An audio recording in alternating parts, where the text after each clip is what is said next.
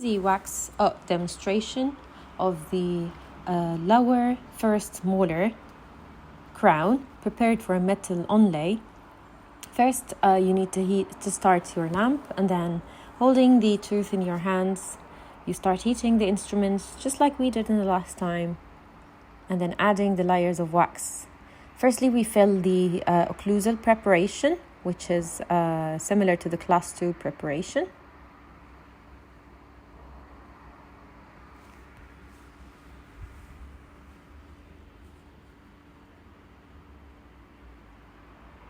You fill up the whole of the occlusal prepared side, adding layers and small amount of wax, making sure they're spread over the surface without excess coming down from the sides, proximally.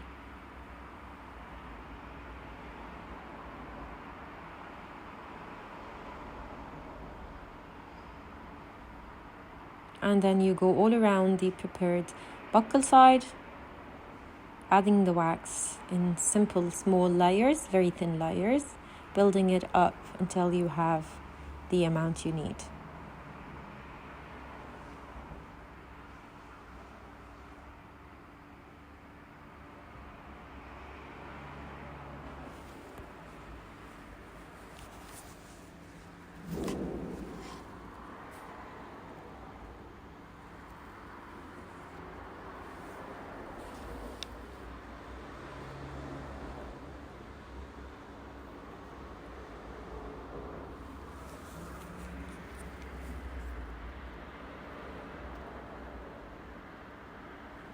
Now going on the lingual side, making sure you're covering the prepared surfaces all around the tooth and re-establishing the contours and the volume of the cusps that has been prepared.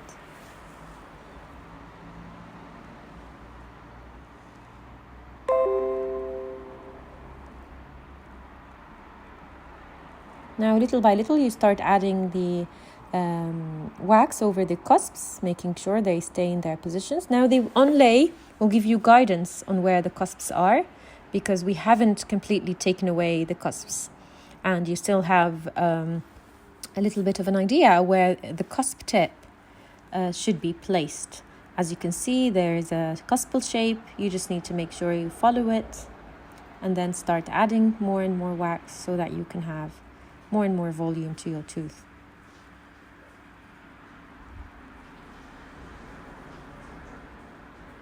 Now you start building up the cusp tips, as you can see here, and you remove any excess from the sides that is over or hanging on the edges. In this demo and in the beginning of the wax up, we use the PK1 instrument as we carry the wax and place it in its position. Now, as you can see, we're going to put the cusp tips slowly and gently so that we add it exactly in the correct position, and we use the spot like addition, going all around the cusp and then building up in a triangular shape so that it has a pointed end, and then you complete the sides, connecting the ridges and the transverse ridges of each cusp.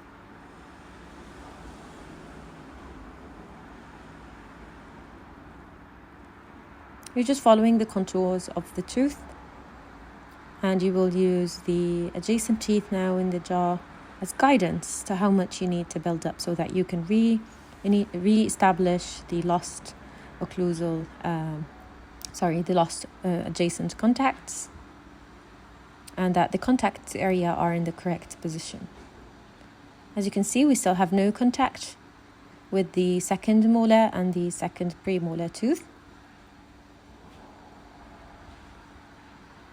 And using the reference from the adjacent second premolar and the second molar teeth, you start building up the contact areas.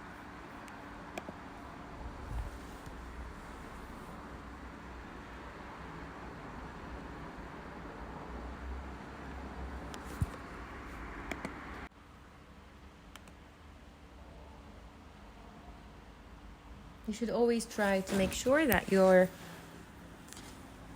tooth is following the contour of the adjacent. Be sure that you're handling the tooth very gently, especially that the wax has not completely frozen and cooled down yet. Before this step, you need to make sure that you have enough Vaseline on the adjacent teeth. And then gradually increase the volume using the adjacent, making sure that the contact is restored. After you add the enough amount of wax to restore the contact, you wait until the wax is cooled down. Gently take it out. And then start recontouring the contact so that it looks very similar to the to the other side's first molar.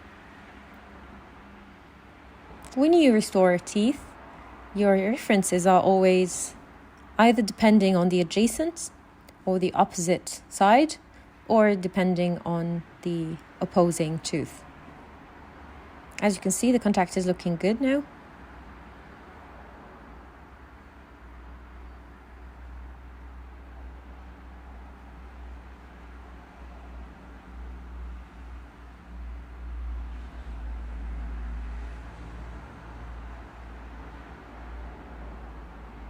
You can mold the wax using the several instruments you have, as it's still moldable when it's a little bit warm. But make sure you be very gentle so that you don't break what you've already been working on.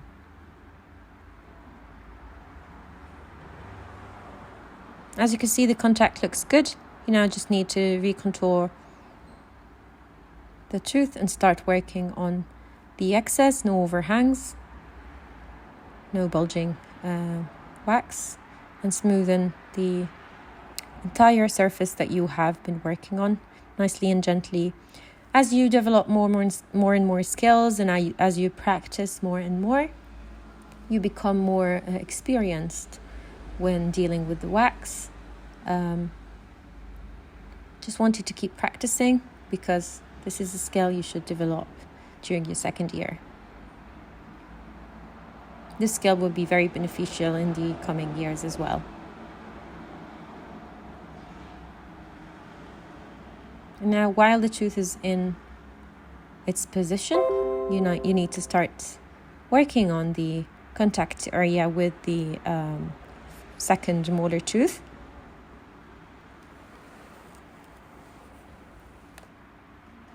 And as we did with the mesial contact area, we're going to start adding wax little by little and layer by layer, so that you reestablish the contact with the on the distal side with the second molar tooth.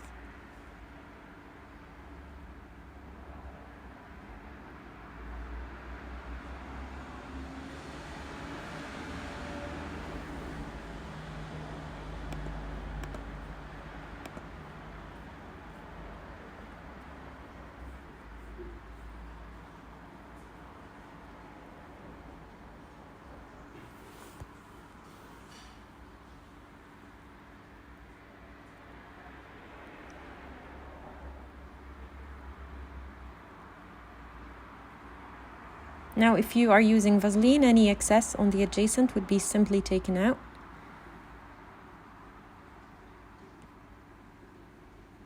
And you can start adding wax while the tooth is in its position in the cusp.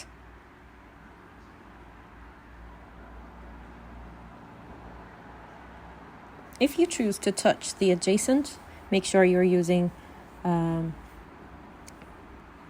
the Vaseline and that you cool your wax down completely.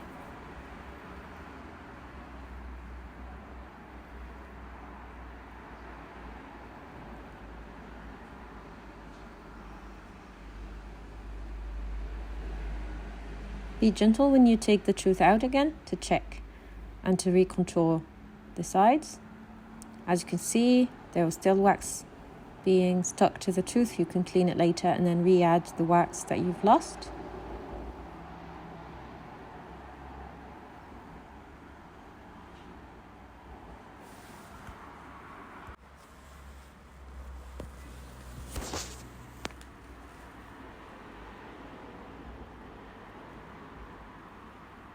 Now you need to remove the excess if this happens with you. Those are normal steps that you would use whenever you have any wax sticking on the adjacent. You just need to take it out gently. Again, as I said, for the fourth time, you just need to add a little bit of Vaseline, spread it over the adjacent teeth so that the wax does not stick to them and it would be too hard to take it out.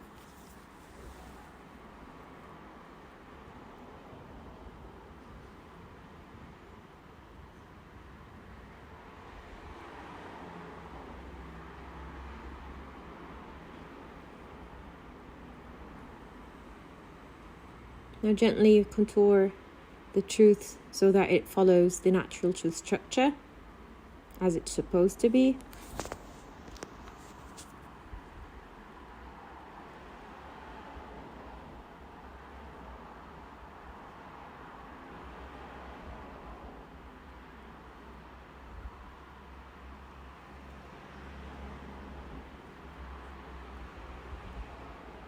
Now the contacts are looking good.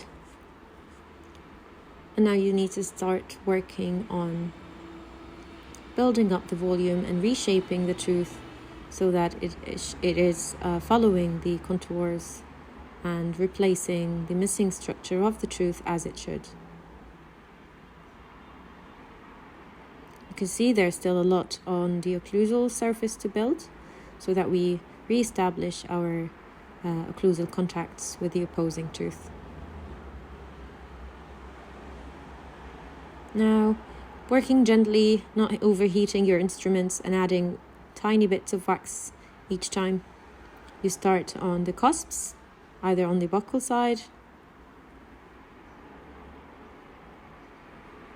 or the lingual side. Remember that the buccal cusps are the functional cusps in this tooth, and thus they occupy 2/3 of the occlusal surface, and thus the cusp tip is also in the middle of the cuspal area.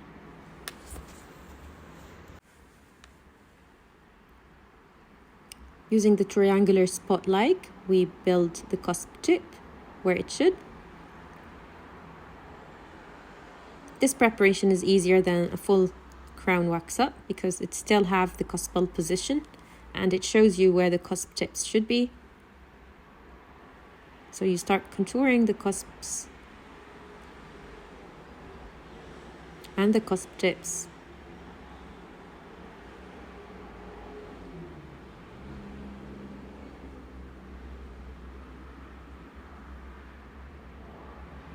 And then you fill up the buccal slopes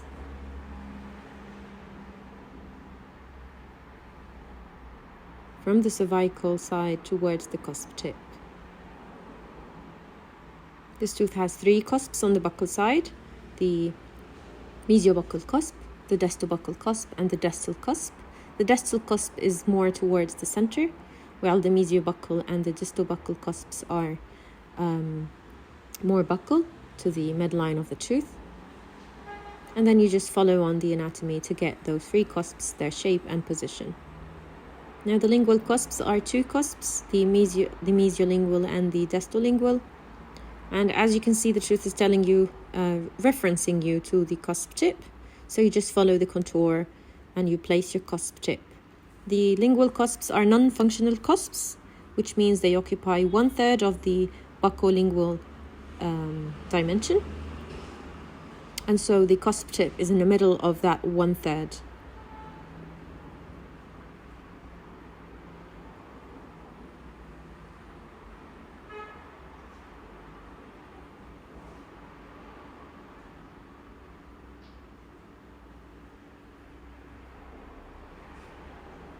Make sure you copy the anatomy of the opposite tooth on the other side, that each cusp has its transverse ridge, cusp tip, buccal slope and lingual slope, and mesial and distal transverse slopes.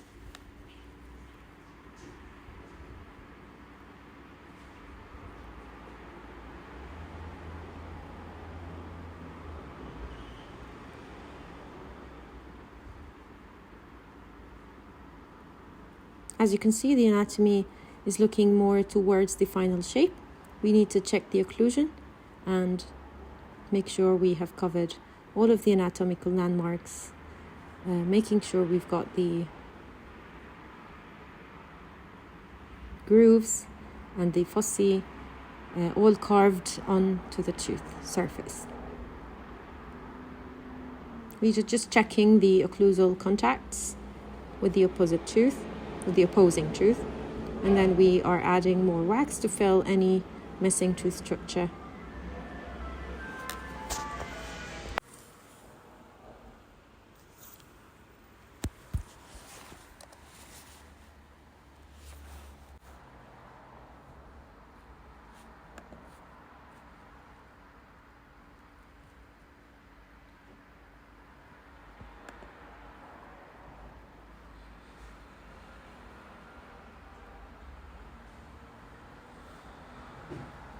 You'll need to start recontouring your cusps so that they are in the correct shape.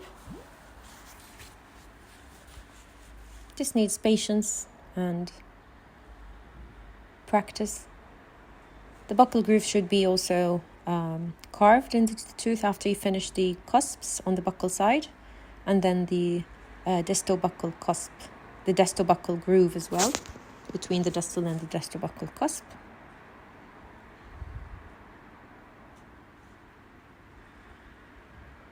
Making sure the distal cusp is also in contact, correcting any discrepancies.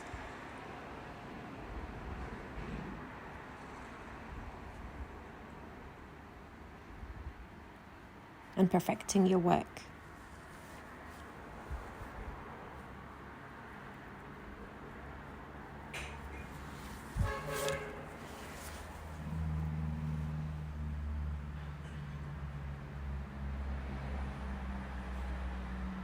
Now the distal buccal groove should be carved as well as you're carving the distal cusp.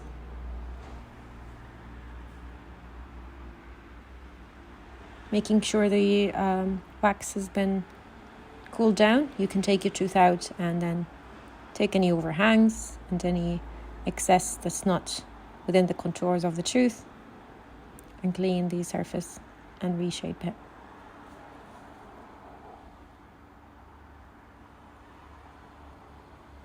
Three grooves on the buccal side, the buccal groove and the distal buccal groove.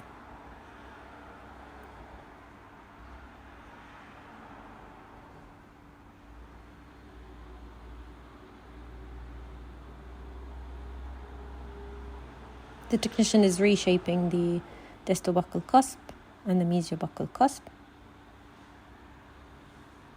as he did the distal cusp on the cusp.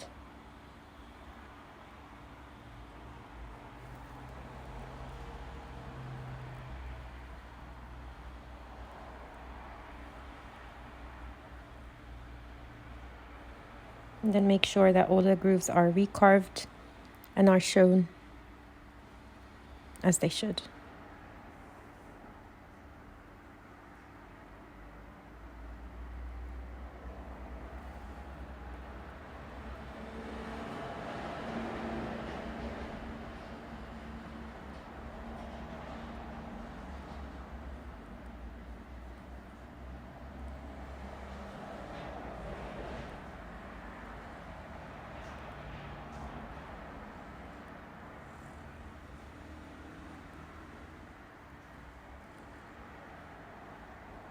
We haven't deleted any of the steps doing this tooth, so the 35 minutes are exactly the amount of time you'll need if you're doing this tooth, after a while of practice, of course.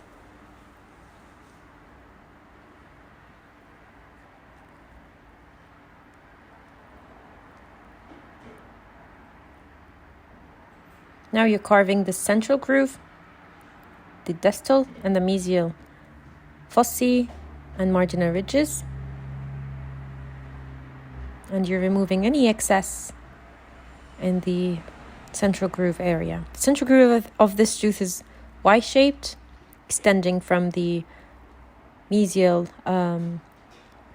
fossa, and then towards the central pit that separates the all of the cusps, and then it extends towards the distal side. But there's also a lingual groove that is also kind of connected with the central groove of this tooth.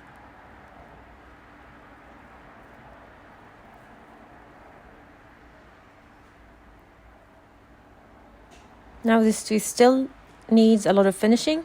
Almost the final shape has been achieved. Just checking on the marginal ridges, the mesial fossa, and then the distal fossa. The central fossa is already created if you're following the anatomy of the tooth. You just need to make sure that the central groove is also carved on the tooth, and that the grooves are all carved in the correct position.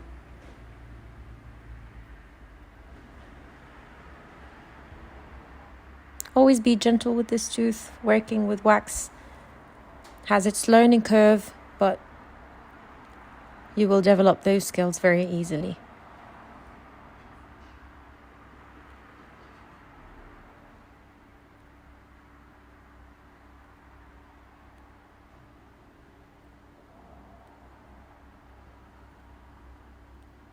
Transverse ridges should be also again used. We're using the PK3 because it's smaller and it gives you more adaptability and more control over the shape.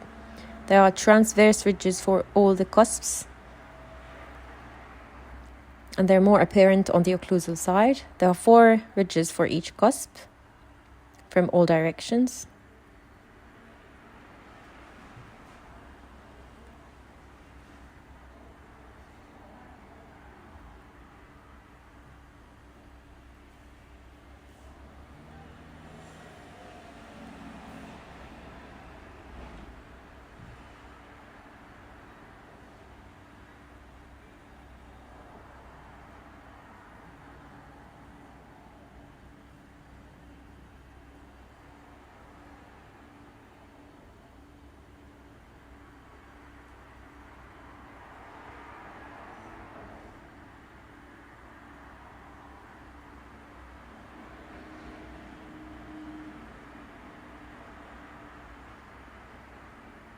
As you can see, the anatomy looks quite promising now.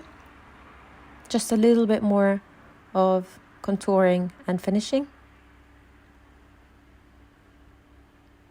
All the anatomical landmarks are obvious. Now we just need to make sure the lingual groove is carved. The lingual groove separates the mesiolingual and the distolingual cusps and extends to the lingual side, as you can see here. The distal buccal groove and the buccal groove and the central groove are all carved now.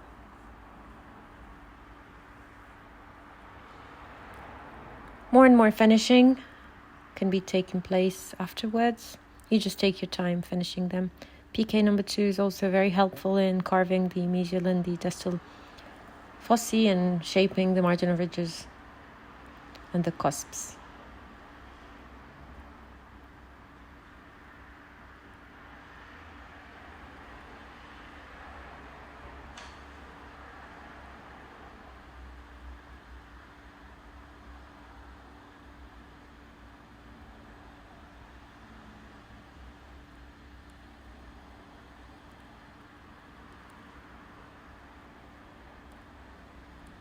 Now, using the articulating paper, we need to make sure that the cusps are in contact, but also not in too much contact. If you're using blue wax, use the red side of the articulating paper. If you're using orange wax, use the blue side. There is a high contact point that needs to be corrected. High contact points are preventing occlusion between the upper and the lower teeth, and they would look too dark in their and too concentrated in their appearance. You're looking for a harmonious points all over the teeth on the side, when you're doing maximal intercuspal position, which is the teeth when they are in a maximal intercuspation. As you can see here, there's a high occlusal point again, so we're going to reshape it.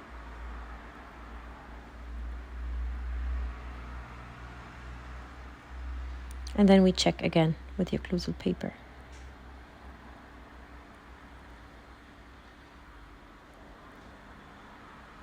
We may need to make sure that the other side as well is in contact.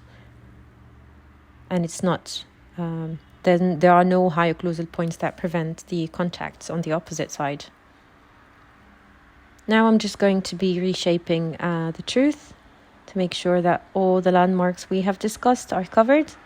The buccal groove, the transverse ridges, and the distal buccal groove. The marginal ridges, the transverse ridges, and the mesial and distal triangular fossae, the central groove,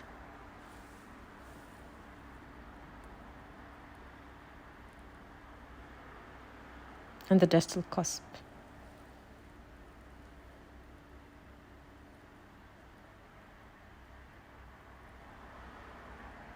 I'm simply just perfecting the overall shape. I will later on be using a drop of alcohol with a tissue or cloth, and then I'm going to be shining my tooth with it. I'll be cleaning the tooth and then it will become shiny.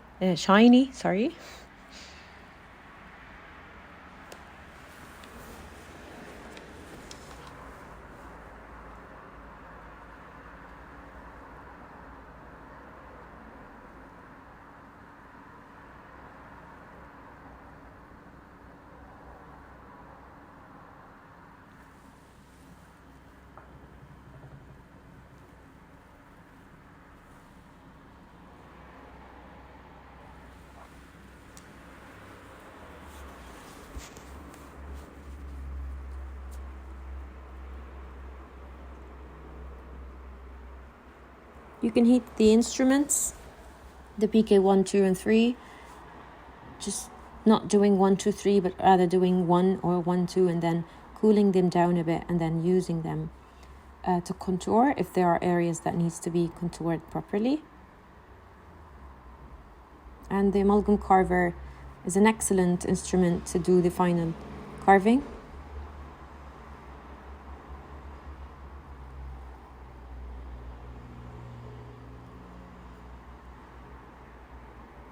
Still needs to be finished. Any excess wax needs to be removed.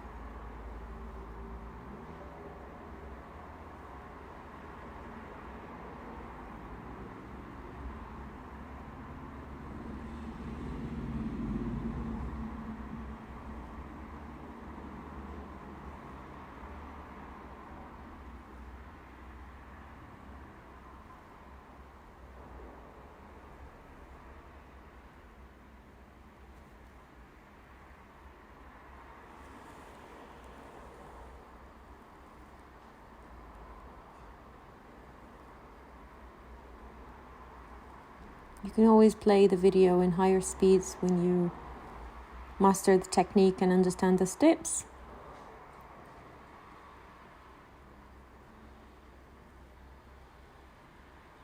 But I wanted you to see all the steps and to estimate the time you should be able to finish your work with. Now I'm using the PK2 instrument, heating it up a bit, cooling it down, and then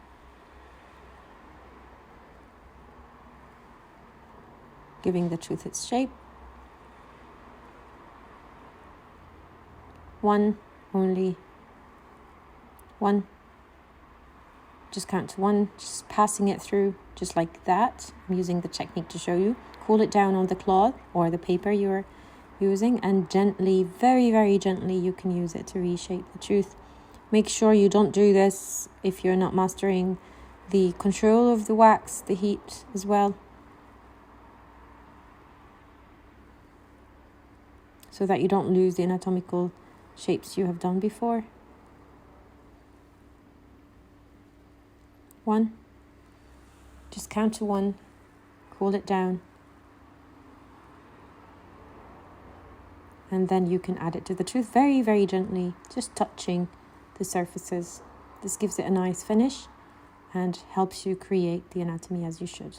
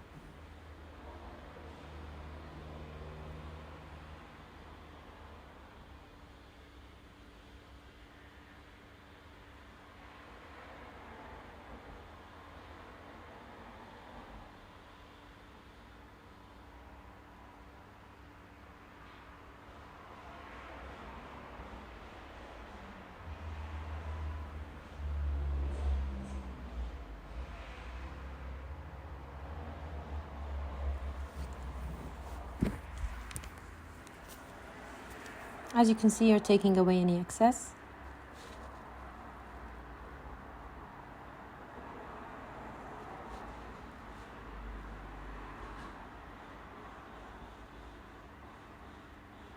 This part of the video is just finishing. You can play at double the speed after you finish the first H5P video.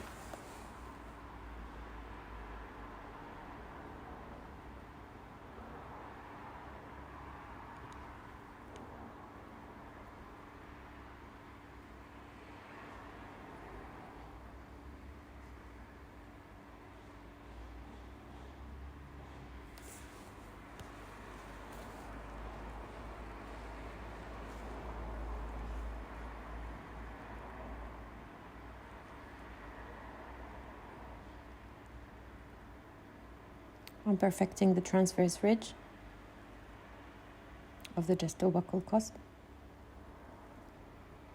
and the mesiobuccal cusp.